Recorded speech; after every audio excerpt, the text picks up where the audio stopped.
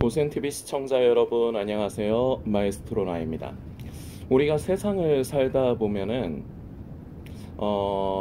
사람의 본색이 드러날 때가 있죠. 이제 평소에는 잘 모르다가 이제 그 사람이 속에 품고 있던 본심, 본내가 드러나는 순간이 있습니다. 대부분 어려움이 닥칠 때입니다. 사람은 누구나 다 마찬가지겠지만 극한의 상황이 되면은 자기 속에 있는 그 본심이 드러나게 돼 있어요. 여러분들 그 영화 타이타닉을 혹시 보셨습니까? 그 나중에 리메이크 돼서 나온 것도 있는 걸로 알고 있는데, 제가 말씀드리는 거는 1998년도 아니면 99년도쯤에 그때 나온 원래 그 타이타닉, 레오나르도 디카프리오, 그때 이제 완전 리즈 시절이죠. 그때 이제 그 영화를 이제 많은 분들이 이제 보셨으리라 이제 생각이 되는데, 그 영화 보면은 이런 장면이 있습니다. 그 타이타닉호가 이제 빙산에 부딪혀서 이제 쪼개져 가지고 침몰을 하는데, 그때 이제 구명보트가 많지가 않았죠. 그래서 이제 타이타닉호의 사건은 이제 인재다라고 사람들이 이제 말을 많이 하는데, 그걸 보면은 이제 구명보트가 얼마 없다 보니까 사람들을 다 구하지를 못해요. 그래서 막 물에 빠져서 그냥 대부분이 막 얼어 죽고 그냥 막 그런 아비규환이 벌어지는데, 거기 보면은 되게 이제 성격이 좀 대찬 어떤 아줌마가 한 명 있습니다. 그래서 그 아줌마는 이제 막 이렇게 빠져 죽어가는 사람들을 막 이렇게 보면서 저 사람 살려야 된다, 저 사람 살려야 된다, 막 이렇게 하는데, 그 보트에 있는 그 선원이 이런 말을 합니다. 이런 상황이 돼요. 정확하게 제가 대사가 기억이 안 나는데, 여기 지금 더 태울 사람 없는데 그럼 아줌마 당신이 저 바다에 뛰어들어서 뒤질라우? 거의 이런 말이에요. 그 대신에 사람 하나 살리고, 이렇게 얘기하니까 그 막 열을 내고 막 사람을 살리려고 하던 아줌마가 조용하게 입을 다물고 그냥 자리에 앉아버립니다. 자, 이처럼 지금 제가 말씀드린 이 영화 타이타닉에서 지금의 상황은 사람에게 있어서 모든 사람이 다 마찬가지일 거라 생각합니다. 극한의 상황이죠. 그러다 보니까 평소에 겉의 의식은 아마 이 아줌마가 그 사람을 살려야 된다, 한 사람이라도 더 건져야 된다, 겉의 의식은 변함이 없을 것입니다. 그런데 잠재되어 있는 본심이 극한의 상황이 되니까, 그리고 특히나 이 아줌마의 입장에서는 그러면 아줌마 당신이 이 보트에서 내릴라고? 그래서 저렇게 얼어 죽고 물에 빠져 죽을라고? 그 대신에 사람 하나 더 건지고 이렇게 할까요? 이렇게 했을 적에 입을 다물고 앉는 것이 결국은 거기에서 이제 사람의 본색, 그 사람의 생존 본능이라고 할 수 있겠죠. 이 영화에서만 이제 정확하게 얘기하자면 전쟁에서도 마찬가지입니다. 이제 전쟁 같은 상황, 지금 현재는 우크라이나가 이제 전쟁 중에 있는데, 이런 전쟁 같은 극한 상황이 되면 평소에 우리가 알고 있던 그 사람의 모습이 아닌 그 사람에게서 못 보던 모습을 볼 수가 있는데, 이게 그 사람이 변한 게 아니고요, 그 사람 속에 있는 본심이 드러난 것입니다. 이처럼 사람이라는 존재는 어려운 때, 극한의 때가 이제 닥쳐오면은 이렇게 본심이 드러나고 그 사람이 어떤 사람인가가 드러납니다. 그런데 우리가 단순히 세상에서만 그런 것이 아니라 이 모습이 하나님 앞에서도 똑같습니다. 평소에는 우리가 나 자신이 하나님 앞에서 어떠한 사람인가, 나는 믿음이 있는 사람인가 잘 몰라요. 그리고 대부분은 나는 하나님 앞에서 믿음이 있는 사람이다, 믿음이 부족할지언정 믿음이 좀 약하지만 나는 믿음이 있는 사람이다, 보통은 이렇게 스스로를 여긴다는 말이죠. 그리고 나는 예수님을 진정한 내 구주로 믿는 사람이다, 보통 자기를 이렇게 여긴다는 말입니다. 그런데요, 아까 말씀드렸듯이 환난과 시험이 다가오면 성도 안에 있는 그 성도의 믿음의 결과물이 드러납니다.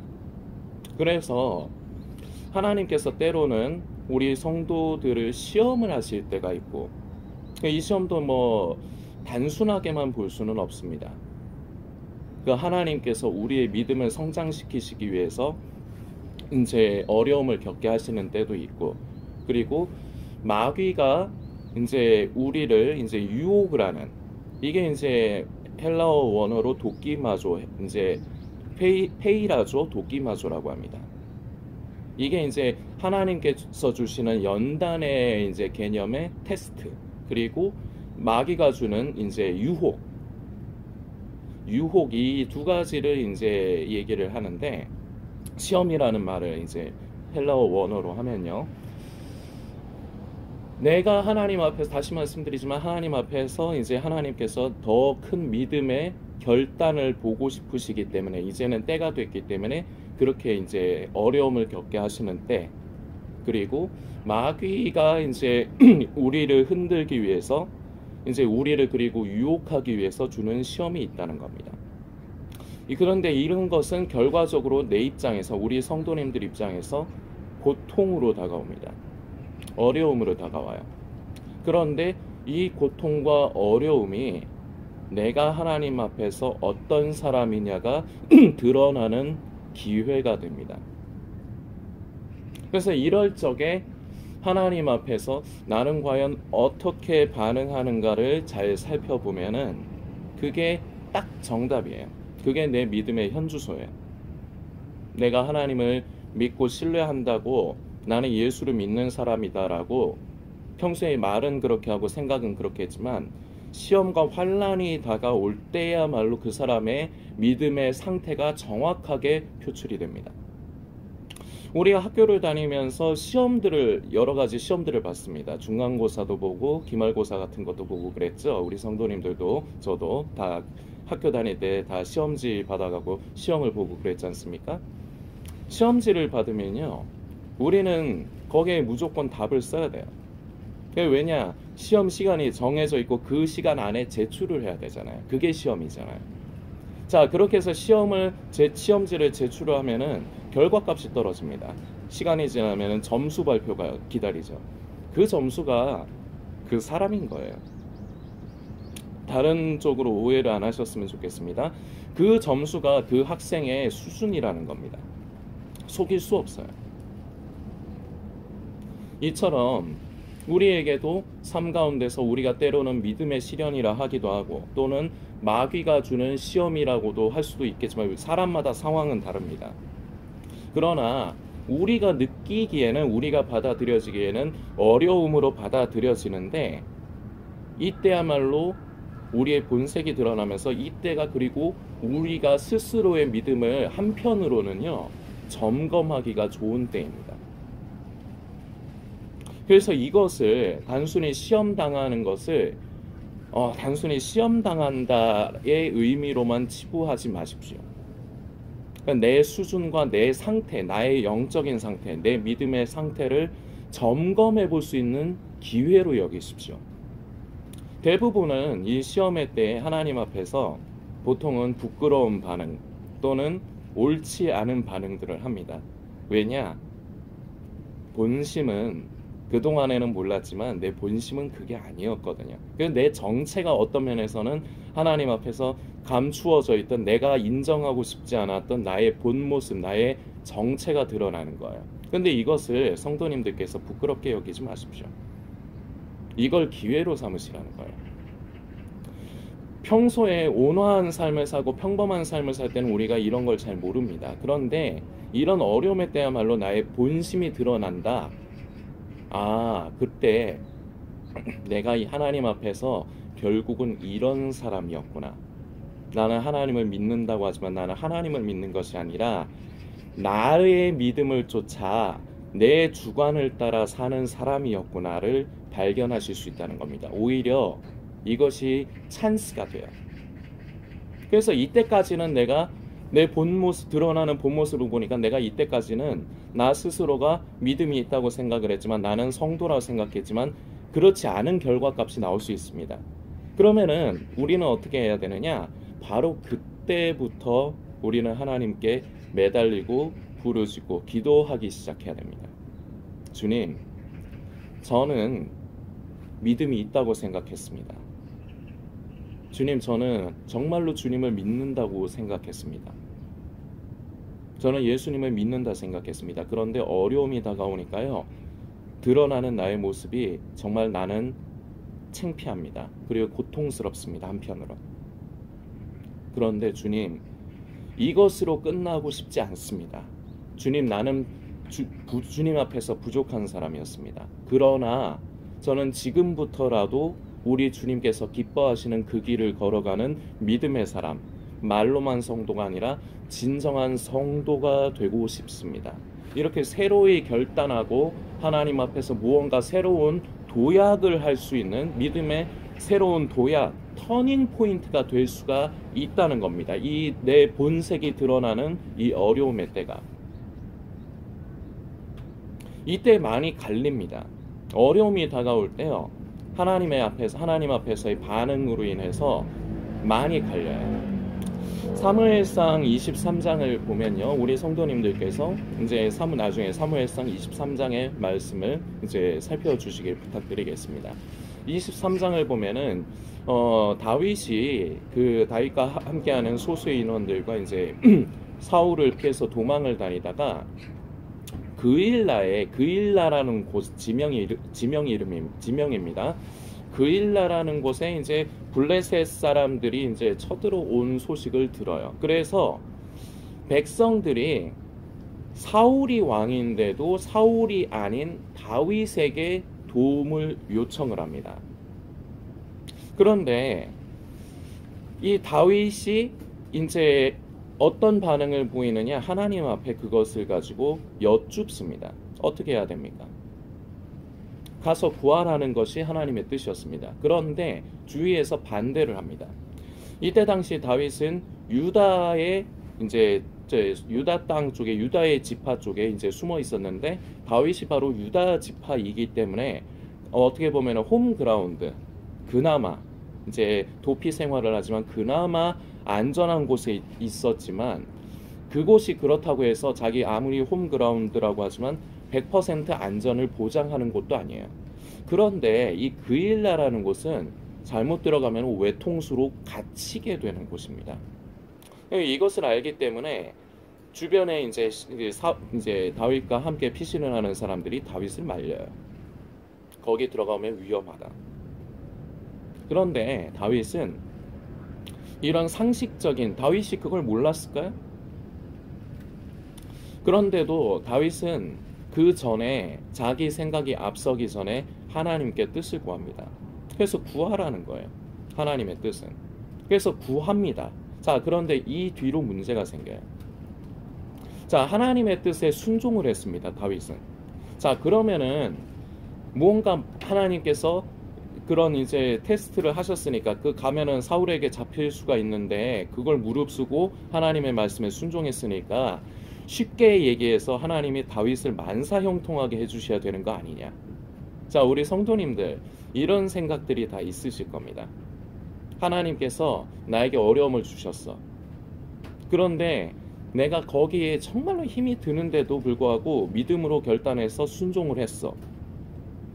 근데 하나님이 그러면은 내가 그렇게 믿음으로 반응했으면은 나를 살려주셔야지, 나를 또 죽이는 그런 상황에 몰아넣으시면 안 된다고 생각을 하거든요. 근데 다윗에게 그런 상황이 생겨요. 다윗이 이제 그일라를 이제 구하니까 이제 소문이 돕니다. 사울에게 그 소문이 들어가요. 다윗이 그일라에 있다. 갇혔다. 결국은 이런 상황이 되는 거예요. 갇혔다. 도간에 든 쥐다. 그래서 사울은 옳거니 기회다 하고 이제 다윗을 잡으러 사람들을 보내려는 이제 마음을 먹기 시작을 합니다. 근데 이 소문이 돌아요. 그래서 그 소문이 다윗의 귀에 들어갔어요. 그래서 다윗이 또 하나님께 여쭙습니다. 성도님들이 사무엘상 23장 말씀을 읽어주세요. 거기 여기 내용들이 다 나옵니다. 여쭈어봐요. 사울이 저를 여기로 잡으러 올 겁니까? 하나님이 뭐라 대답하시느냐? 너 잡으러 올 거야. 자, 이랬을 때 그 다윗의 심정이 어땠을까요? 자, 다시 설명드려요. 그일라에 가서 그일라를 구원하는 것 자체가 위험한 일이었어요. 우리가 인간이 가지고 있는 보통의 상식으로는 해서는 안 되는 짓입니다. 유다에 있어도 유다마저도 자기 홈그라운드지만 위험한데 거기를 떠나가지고, 그리고 거기는 지형적으로 잘못하면 갇히는 곳인데 가는 게 말이 안 되는 거예요. 근데 대부분은 안 가는 걸 선택을 하죠. 대부분의 사람들은. 왜냐? 자기의 상식을 믿거든요. 자기의 상식을 의지하거든요. 대부분의 사람들은, 이 시대를 살아가는 대부분의 사람들은 어려움이 닥쳐올 때요, 하나님을 찾지 않아요. 자기를 스스로 성도라고 생각하고 자기가 예수님을 믿는다고 하지만 하나님을 찾지 않아요. 자기 생각에 옳은 대로 나의 이때까지 삶의 경험과 내 지식을 의지해서 그 문제를 해결하라 그래요. 하나님을 의지하지 않고 하나님을 찾지 않아요. 대부분은 첫 번째에서부터도 발을 못 내딛어요. 자, 그런데 아주 지금 시대에 특히나 그렇지만 믿음으로 발을 내딛는 사람들이 있습니다. 지금 사무엘상 23장으로 치면은 하나님의 뜻에 순종해서 그일라를 구원하는 다윗의 모습에까지는 해당이 되는 사람들이 있습니다. 이것마저도 엄청난 그 큰 이제 믿음의 표현이죠. 그런데 내가 이렇게 했으면 하나님, 우리 속에 이런 게 있다는 겁니다. 인간이라는 존재가, 하나님, 제가 진짜 말도 안 되는데 진짜 믿음으로 하나님 앞에 반응했는데 근데 저한테 이러시면 안 되잖아요. 이 꼴이 뭡니까? 우리가 이런 심정을 갖기가 쉽다는 거죠. 우리의 성도님들 100%다 공감하실 수 있을 겁니다. 이 다윗도 마찬가지예요. 하나님 앞에 자기 상식을 의지하는 것이 아니라 자기 위험이 있지만 하나님의 뜻에 순종을 했습니다. 그래서 그일라를 구원했는데 사울이 자기를 잡으러 온다는 소문이 들려요. 그러면은 하나님께서 이런 답을 주기를 원하지 않았을까요? 괜찮아. 내가 사울과 너를 잡으러 오는 사람들을 내가 해결할 거야. 너는 걱정 안 해도 돼. 네가 나에게 순종했으니까. 이런 대답을 하나님께서 하시면은 다윗이 좋지 않았을까요? 그리고 우리도 한번 우리 스스로를 한번 다윗이라 생각을 해봅시다. 하나님께서 내가 믿음으로 그렇게 참 큰 결단을 해서 그렇게 했으면 이렇게 말씀해 주시면 좋지 않았을까요? 그런데 하나님이 그렇게 말씀을 안 하시거든요. 이게 문제가 되는 거예요. 사울이 저를 잡으러 온답니다. 진짜 저를 잡으러 올 것입니까? 너 잡으러 올 거야. 그리고 또 묻습니다. 그일라 백성들이 저를 사울에게 내어줄 줍니까? 그렇게 되게 됩니까? 쉽게 얘기해서 내가 진짜 목숨을 걸고 구해준 저 그일라 사람들이 저를 배신합니까? 이걸 물은 거예요. 근데 하나님의 대답이 무엇이냐? 걔네들이 너를 배신할 거야. 이게 다윗에게 정신적으로 얼마나 큰 데미지가 됐을지 여러분들 공감이 가십니까?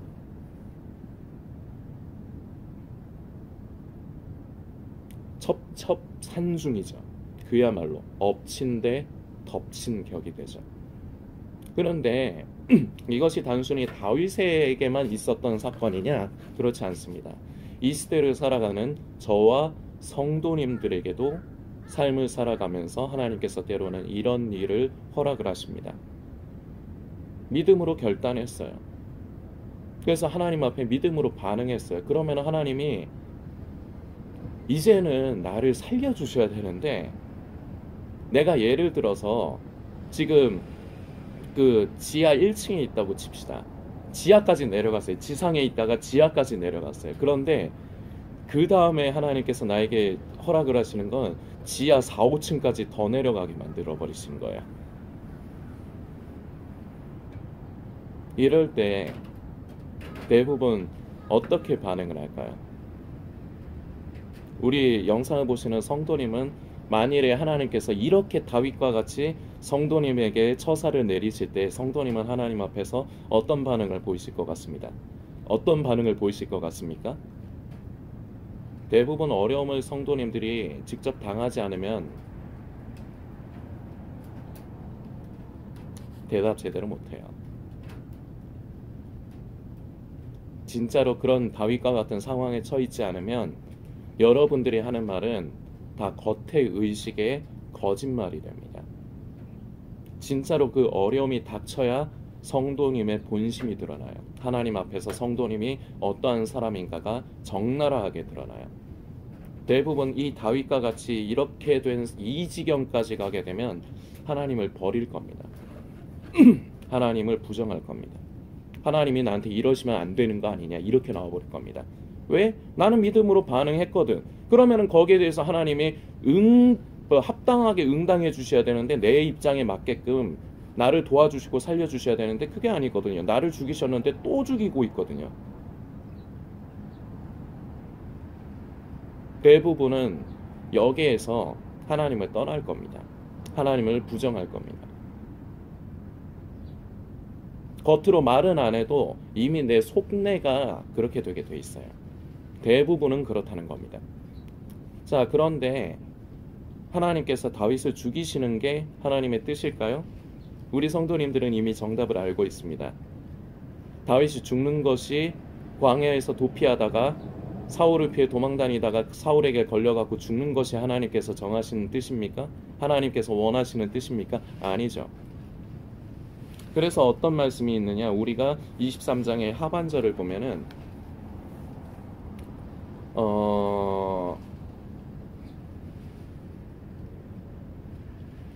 제가 지금 14절 말씀입니다. 14절 말씀인데요. 결론이 이렇게 납니다. 다윗이 황무지 요새에도 있었고 또 황무지 산골에도 유하였으므로 사울이 매일 찾되 하나님이 그를 그의 손에 붙이지 아니하시니라. 하나님이 그를 그의 손에 붙이지 아니하시리라. 이게 결론으로 하나님께서 내리신 결과물이에요. 그런데 우리는 대부분 이 다윗과 같은 사람이 참 드물어요. 예전에도 그랬지만 예전 시대에도 그랬지만 지금 시대에도 이 다윗과 같은 사람이 드물어요. 다윗의 호칭이라고 이제 할 수가 있는데 하나님께서 보시기에 합당한 자, 내 마음에 흡족한 사람이라는 그런 호칭을 가지고 있습니다. 다윗이 하나님 앞에서 완벽한 사람이라서요? 아니요. 하나님 앞에 범죄한 죄질로 치면 어떻게 보면은 객관적으로 보면은 사울보다 더 나쁜 사람이 다윗입니다. 그런데 왜 이 다윗을 하나님께서 흡족하시느냐? 다윗은 회개할 줄 아는 사람이고요. 잘못을 범하지만 그것을 깨달았을 때 하나님 앞에 엎드리고 회개할 줄 아는 사람이고요. 그리고 하나님께서 말씀하시면 그것을 이성으로 계산하는 것이 아니라 순종을 할 줄 아는 사람이었습니다. 이런 사람이 없는 거예요. 이 세상에. 있다 해도 참 드문 거예요. 그래서 하나님께서 꼽으시는 하나님의 마음에 합한 사람, 그런 칭호를 얻게 되는 것입니다. 우리는 어려움이 다가올 때 결국 기로에 놓입니다. 내가 하나님 앞에서 어떻게 하느냐. 그래서 처음에 믿음으로 반응했는데 그러면은 이제 하나님께서 나를 살려주시리라 생각했는데 이렇게 다윗처럼 또 안 그래도 힘들어 죽겠는데 나를 완전히 그 관뚜껑에 놓고 못을 박아버리는 완전히 결론 짓는 듯한 절망이 또 찾아올 수가 있습니다. 대부분 보면 믿음의 시련이라는 게 그런 것 같아요. 근데 거기에서 우리가 하나님 앞에 어떻게 반응을 하느냐. 대부분은 통과 아니면 실패라고 치면 대부분은 실패할 겁니다. 그런데 그것을 가지고 낙심하고 꽁해 있지 마십시오. 다시 한번 기회를 삼으십시오. 하나님, 만일에 실패했다면 하나님 앞에서 내가 믿음의 반응을 보이지 못하고 인간적인 반응을 보였다면 하나님 나를 불쌍히 여겨주세요. 제가 믿음이 없어서 또 이번에도 하나님을 기쁘시게 하지 못하고 제 생각대로 저의 옳고 그름을 쫓아 저는 결론을 내리고 행동을 했습니다. 주님, 그러나 저는 이걸로 포기하고 싶지 않습니다. 주님, 저는 다시 한번 믿음으로 반응하고 싶습니다. 저는 결국은 하나님께서 기뻐하시는 그러한 삶을 살아가기 원합니다. 주님, 이번에는 실패했지만 다음번에 또 저에게 이런 어려움의 때를 허락하실 때, 또 저를 시험하실 때, 그때는 우리 하나님을 기쁘시게 하는 그 테스트를 통과하게 도와주세요. 우리에게는 이 모습이 필요하다는 거예요. 대부분 실패해요. 이 말의 의미를 잘 모르겠다면 아직 성도님이 그만큼 중요한 어려움을 안 당해봤다는 겁니다. 그래서 세상을 모르고 어려움이, 진정한 어려움이라는 게 무엇인지, 극한의 고통이라는 것이 무엇인지를 모르는 거예요. 그런데 이런 고통이 우리의 삶 가운데, 예수를 믿는다고 하는 우리의 삶 가운데 반드시 찾아오게 되어 있습니다. 왜냐? 이것이 결국은 우리를 하나님께서 당신의 기뻐하시는 뜻대로 디자인하시기 위한 수단이 바로 우리에게 시험을 하시는 거예요. 어려움을 주시는 거예요. 보통은 교회에서는 성도님들에게 이 믿음의 시련을 잘 이겨내라고만 목사님들이 말씀하십니다. 저는 그런데 성도님들에게 조금 더 현실적인 말씀을 드리는 겁니다. 대부분 이 영상 보시는 성도님 포함해서 대부분은 그 시험 통과 못합니다. 이 다윗과 같은 이 상황이 되면요, 대부분 하나님의 뜻을 구하는 것이 아니라 내 생각으로 발버둥 치게 돼 있어요. 실패하게 돼 있어요. 자, 그런데 그걸로 끝내지 말라는 말씀을 저는 드리고 싶은 겁니다. 그것을 다시 한번 도약하는 기회로 삼으시라는 거예요. 우리 하나님은 저와 이 영상을 보시는 성도님을 사랑하시기 때문에 지금도 참으시고 지금도 기다리시는 겁니다. 그런데 우리가 이것을 영원할 거라고 생각해서는 안 돼요. 오래 참으시면 끝이 있어요. 참으시는 것뿐이지 그 오래 참으심이 영원한 게 아니에요. 그럼 그 전에 하나님께서 우리 성도님을 사랑하시기 때문에, 저와 성도님을 사랑하시기 때문에 참아주시고 기다려 주실 때에 우리는 그 테스트를 통과해야 돼요. 이건 예외가 없습니다.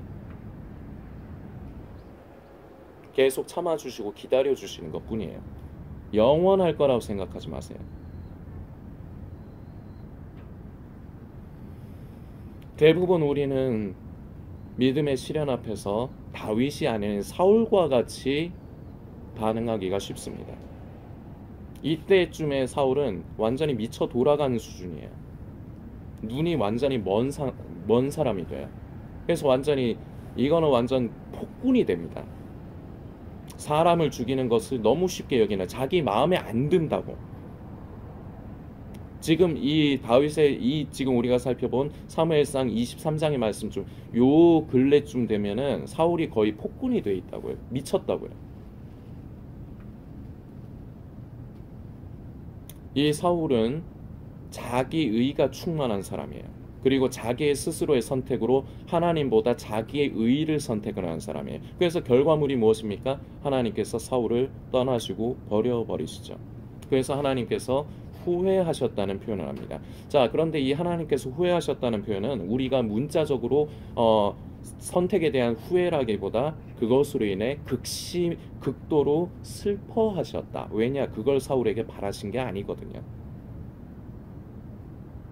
우리에게, 인간에게 자유의지를 주셨고 사울에게도 자유의지를 주셨습니다. 그러나 하나님께서 바라시는 건, 원하셨던 건 사울이 믿음으로 반응하고 믿음으로 하나님 앞에 순종하길 바랬는데 사울은 그것이 아니라 자기의 옳고 그름, 자기의 의를 선택을 했어요.